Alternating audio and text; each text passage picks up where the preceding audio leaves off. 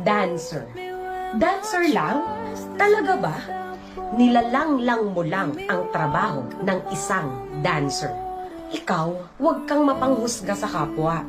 Huwag mong nilalanglang ang isang dancer. Alam mo ba ang pinagdadaanan ng isang dancer bago siya tuluyang maging isang professional dancer?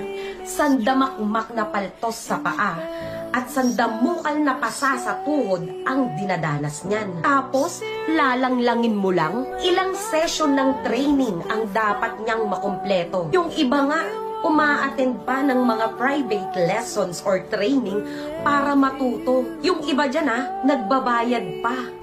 Tapos, lalanglangin mo lang? Ni hindi mo nga alam ang sakit ng katawan na nararamdaman yan after ng training. Yung puyat pag nagpa-practice sila para makabuo ng isang sayaw o ng isang production number. Yung pawis na pumapatak pag nagre-rehearse sila.